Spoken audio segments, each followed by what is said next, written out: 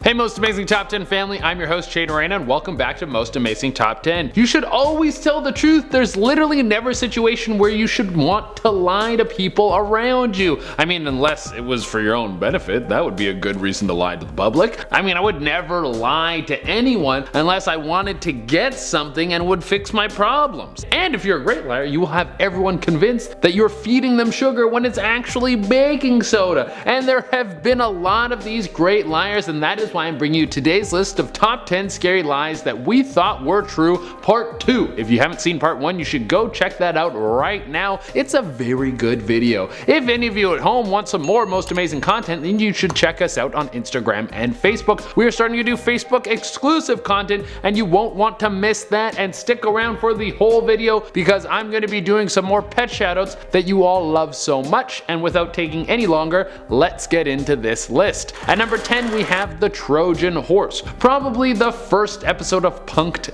ever. The people of Troy thought that the Greeks had had enough and that the walls of their kingdom were too great for the Greeks and that they would never make it into their fortress. So the Greeks gave them a big ass horse and packed it full of Greek dudes and then killed every last person in that walled fortress from the inside out. Such a good prank. Now that was a very scary lie for the Trojans to believe. Now historically speaking, the war most likely never happened. Most historians think that the war was just something of Greek myth and that there was never a giant piñata full of Spartans that won a great victory. But the war is mentioned in a lot of ancient scriptures, making it seem like it could be true. And even if it was true, there is the chance that the story of the great horse was actually an exaggeration. And the fact that some people do think it's true could be a lie in itself that we all believe, which is like Inception lie, like lieception, that goes all the way up in the lies. I don't know, that might probably cut my hands out, but is that okay? Am I allowed to cut my hands out? At number 9, we have the Cuban Missile Crisis. In the 1960s, the Americans and the Soviets really didn't like each other. Well, to be fair, I don't think the Americans and what is now Russia have ever liked each other, but back then there was some real bad blood, baby. Capitalism versus communism. Two countries representing different ideologies. The whole world was watching to find out if they were going to blow everyone away because they disagreed on something. Something that started adding heat to the fire was when the Americans spotted Russian ships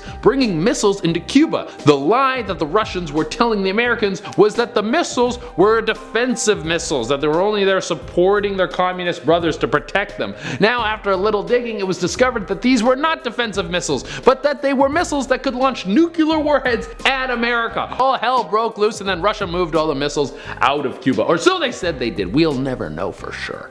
At number 8, we have the VERMEER forgeries. Good artists create things. Great artists steal everything. Picasso said that, and I guess Han van Meegeren heard that quote and decided that he would base his career on stealing things. He was an artist in the 1940s, and even though the man was quite talented, he never got the mainstream recognition that he so desperately desired. So there came a time when a few art critics were debating whether or not a few classic paintings were made by the great deceased artist Vermeer. Van Meegeren saw this as an opportunity to show off his excellence. He made fakes that were so good that people believed they were made by Vermeer, and then he sold them for a king's ransom. But he didn't tell anyone because it turns out it's better to be rich and obscure than famous and poor. At number 7, we have tricking the Japanese. Having coded messages is a big part of war. If anyone is able to intercept your message, you don't want them to be able to read it. So you wrap everything up in a code so they won't get anything out of it. In World War II, the Americans intercepted a signal from the Japanese, but they couldn't figure out what they were saying. They kept using the letters AF, and that could have meant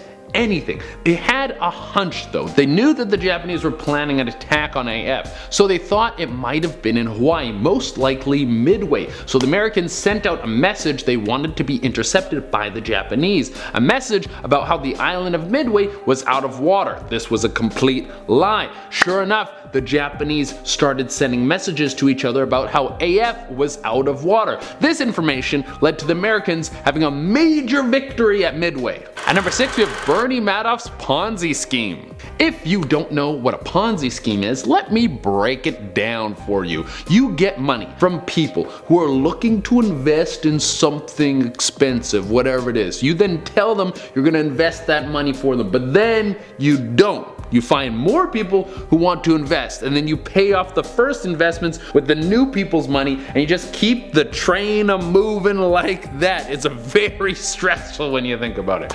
Bernie Madoff pulled this off in the biggest way possible. He was a massive name in the financial industry, so no one ever looked into where this money was coming from. It's estimated that he was able to get over $50 billion from big investors. Oh my god, that's the big leagues. And I get why people would be upset, but if you get your money back, like no one got screwed over, you should just like call it even, or like who cares? At number 5 we have Team Ultra, more from World War II. War is more than just who has the biggest guns. It's a constant game of cat and mouse, and you're tricking the cat and killing the mouse, but then the cat was a mouse the whole time and the mouse is a cat. Whoa, what am I saying? I'm just saying people lie a lot, that's it. So in World War II, Nazis were doing a very good job at starving the Americans by blowing up their supply ships. This was mostly Nazi submarines, also known as U-boats, that would sneak in and do the dirty work. It wasn't until Team Ultra was able to crack the Nazi code that everything changed. Once the Americans knew what the Germans were saying, they started sending out false messages to get them off the tracks of where the ships were heading. This let the Americans stock up and was a major turning point in the war. At number 4 we have George Washington and the cherry tree. This is one of the most famous stories in American history, that George Washington was just a boy and then cut his father's cherry tree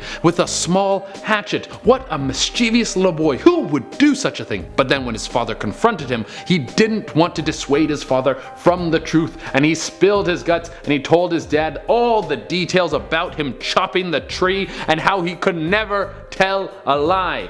Because of this, his father was so happy and he could not punish him. This whole story is actually made up. The guy writing George Washington's biography made this stuff up to make George Washington sound more like a legend, and I guess it kinda worked. For a long time, people believed that George Washington was some sort of super honest man who literally was impervious to lying. Or does that make sense? He's impervious, or he could not lie? You guys know what I mean. He would never tell a lie. Well, turns out he's a guy just like you or me and probably lied all the time. I mean, he's a politician, for God's sake. You don't get into that line of work without stretching the truth a little bit. At number 3 we got the Pentagon Papers. This one could have not come at any better of a time. I literally was just talking about how politicians lie all the time. Well, it turns out that I was right. Lyndon B. Johnson was telling the press, the news, and the entire country of America the story about what was going on at Vietnam during the Vietnam War and America's involvement and motivations for the war. Everyone was believing him until documents leaked. The Pentagon Papers were leaked out to the press, and it turns out that the President of the United States was lying to all of his people. I mean, that happens all the time, but back then it was a little fresher. It turns out that the Vietnam War wasn't as spontaneous of a war as people thought, but that generations of presidents had been working with Vietnam secretly, and that war was to keep the power balance the same as it has always been.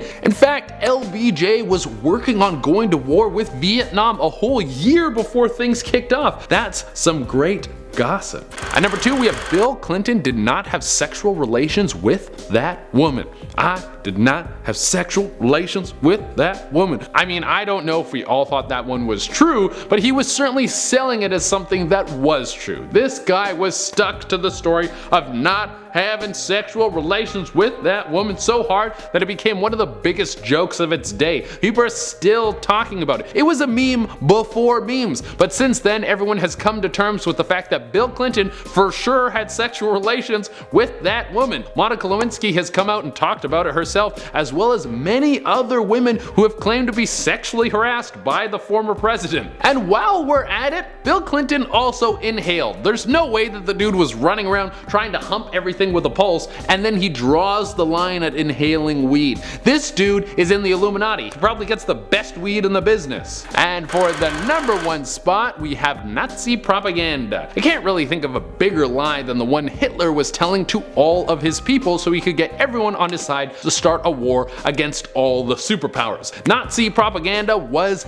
everywhere. It was telling people that World War I put Germany into a place of financial ruin, and the only way to get back to its former glory was to take on the surrounding powers. It was telling people that there was an internal enemy, the Jewish people, and it was also telling people that Hitler was the man to give these disenfranchised Germans what they wanted. This was of course what led to one of the greatest stains on human history. The ripples of World War II are still felt to this day, and the total death count is somewhere over 17 million. I guess the moral of the story is don't be Hitler. He stinks. We don't like him. With Hitler, the more I learn about that guy, the more I don't care for him. Alright everyone, that is our list, and as promised I'm going to be doing some more pet shoutouts. Remember, if you want me to shout out your pet, you can hit me up on Instagram. I pick new pets every day, so if you don't get picked one day, you can message back another day, and if it takes me a little while to message you back, I'm very sorry. A lot of people message me, and it's like a big thing that I gotta do all the time. It's a lot of stress. I'm stressed out. Just see how stressed I am all the time. Anyways, without taking any longer, let's shout out some pets. First, we have this winking boy. Look at that amazing shot. He looks like he's trying to seduce you through the camera.